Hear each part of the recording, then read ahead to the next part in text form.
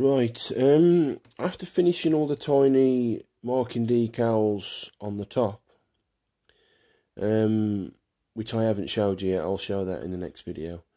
I've turned the Falcon over and started on the tiny decals that are on the bottom.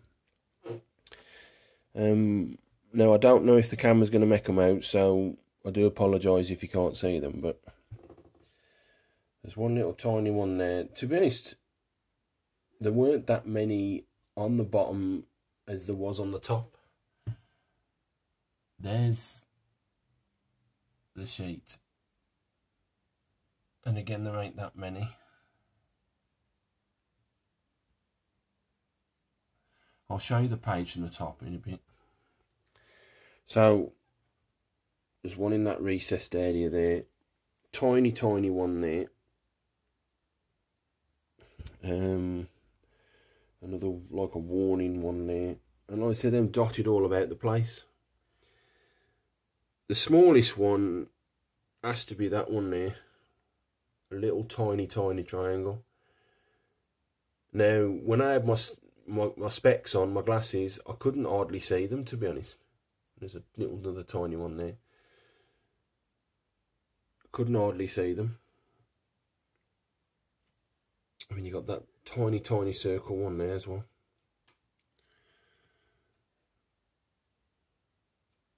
There's some there as well.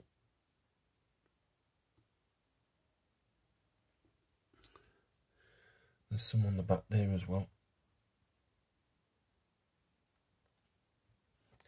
Also, I've done the weathering. You got that scar mark there with the battle damage. And I've just gone little streaks and little bits of dirt as well. I haven't gone too overboard. I haven't gone too subtle, but I haven't gone too heavy. It's like hybrid in between. So mainly just streaks and a bit of dirt here and there. And also down the panel lines, I'll put some black wash on, just to bring those panel lines out. Now what I've been doing for the weathering and the streaking is I've been gone back to the AK weathering pencils, AK Interactive. And basically what you do is you just get a wet brush and you just like wetting your area you want to do. It's much like when you put your decals down. So you just wetting and then you get your pencil and you mark it on. And then you just get rid of most of the moisture on the brush so it's just slightly damp, and you just streak it. And I've actually picked up another set, which is the Dirt to Mark set, because I wanted some brown, and unfortunately the two sets that I have didn't have any brown, those two. And I picked up another set from Jadler Models for $5.95 off Amazon, and that's the bit with the browns. I've got two browns in that set. I've got like a earth brown and a streak in dirt. But I've also been using the rain marks. I mean, I've been using black rubber smoke. I've used a bit of green blue. I've used some of the blues as well. The blues I've used on those little engine parts there, just to like give it like a burnt, like well, not like a burnt metal, like a hot metal effect. So that's what I said. You can do it various different ways. You can dip the pen. I mean, this is just my normal pencil. You just dip your pencil in there and mark it really heavy. You can do it dry, and all, like I said, you can moisture the panel. I'm just going to pause this a sec. Right, so here's one of my weathering pencils, and it's called Smoke. Now you can just like mark it dry like that, just there, and then you get your wet brush, but just like a damp. You don't need to wet in it fully, just damp, and you can just do that with it. Or you can dip pencil in the water, just very slightly, and you can make it a bit more heavy, like that. And then you can streak it like that. And the good thing is, when that dries, if you don't like it, you can just dip your brushing back in the water very, very slightly, just a bit damp, and just like manipulate it again. Because even though it's dry, you can just manipulate it with the water. And that's the good thing about these pencils. Because I tried to use the wash, but I couldn't control it. And when I brushed it off, when I got the paper towel and did that with it, it didn't look right. But with these weathering pencils, they're really, really good. Not bad at all. So if you can, I don't know if they're available in America for you guys who live in America, but they're made in, I think it's Spain or Italy. They're made in Spain. So if you can pick these up in America, it's well worth it. Now, with these weathering pencils, you can pick them up in a set of 5 like that. You can pick them up singly, which are about £2.95 per pencil, and these are only £5.95.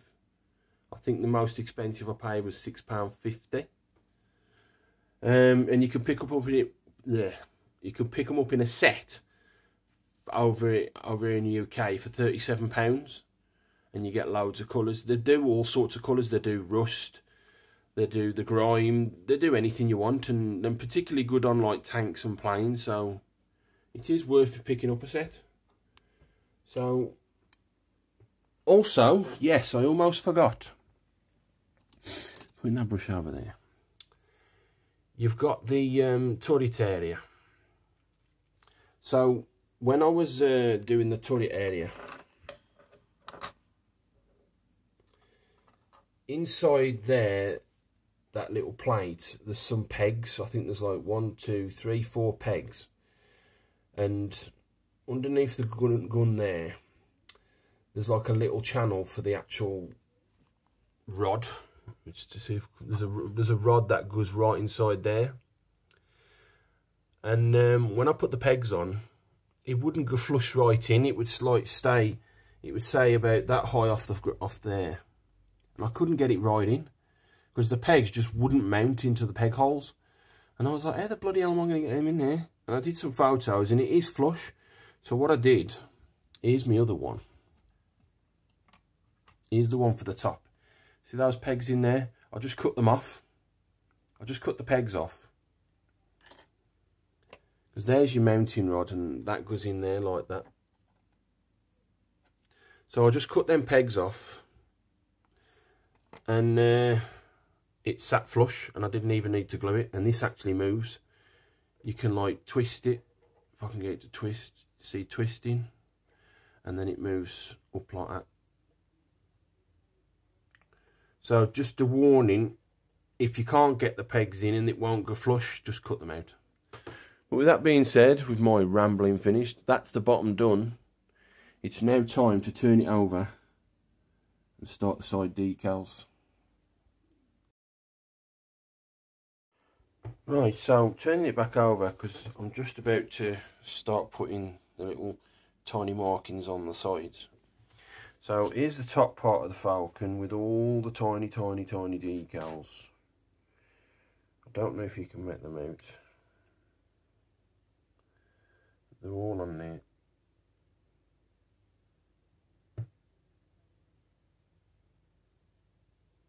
I haven't matte coated these yet because see they're still gloss. So I've got to matte coat these before I can actually do the weathering.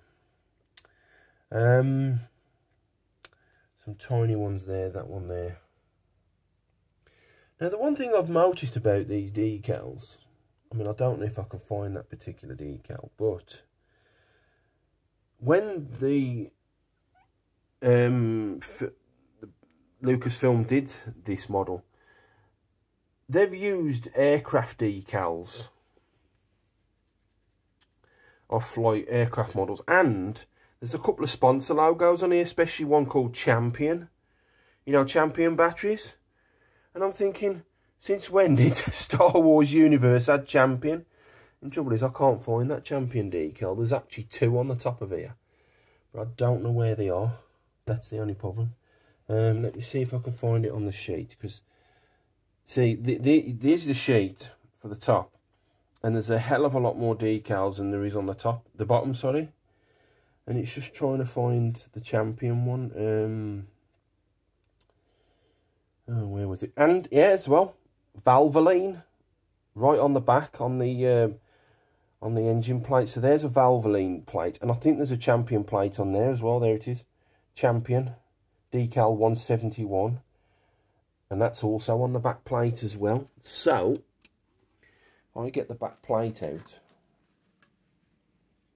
and put it on gently on top of there. Right, so where's that Valvoline decal gone? Where's that one? Right, there's the Valvoline decal there. And the champion batteries one is right there. Now, when I was putting these tiny decals on, like I said, some of them I could, even though I got my glasses on, I couldn't hardly see them. But then, at work, they was getting rid of one of these arm things with the magnifying glass and light. Because the tray counter's closed, and they was using these for keys and stuff, and they don't need it no more. The only thing that was wrong with it was it was missing a bolt, so I managed to find a bolt out of their spares drawer, and they said I could have it. So I've got that on there. So what I'm going to do is I'm going to pause this a sec, and I'm going to see if the camera will see through the magnifying glass. Right, so I don't think the camera's going to pick this up, to be honest, but there's your champion decal there. You could probably just about make it out. I mean, it's better. If you were standing where I was standing now, you'd see this better. But that's the champion decal, and the Valvoline, if I just move that slightly. There's your Valvoline one there. So I think there was just like kit bashing, you know, aircraft kits and aircraft decals, because the aircraft decals actually on the bottom. I should have showed you that, but I've only just remembered it. But yeah, so there they are, Valvoline and champion batteries over there. So I'm going to pause this a sec. Moving all that out of the way, you've got the tiny decals on the main engine plate as well. And I had to put one on every one of the T-bars as well, the dragster T-bars. A little yellow one, red on the top and yellow on the bottom little stripe. You got some there as well, two there. I think that's it. So that's the back plate. So just moving that out of the way. And then you've got all the decals, the tiny decals, the various spots. So doing this one-handed, this is what's left in my decal sheet. I haven't done the side ones yet again, so. And then my decal sheet. I don't know if you've ever seen the film Con Air, but you know when Agent, what was his name? Oh, I can't remember his name. John Cusack's character, Agent Larkin, that was it. You know when he went into Cyrus Grissom's prison cell, Cyrus the Virus, and he had the Last Supper picture with a little cutout on the Mexican language letter, his parole letter, or whatever it was. That's what that decal sheet looks like now. Just little bits out there. But I've still, like I said, still going to the sides. So with that being said, it's time to get cracking on the sides. And now I've got this thing, it's going to help me even more. Just trying to do this with just my specs on. It was an absolute nightmare.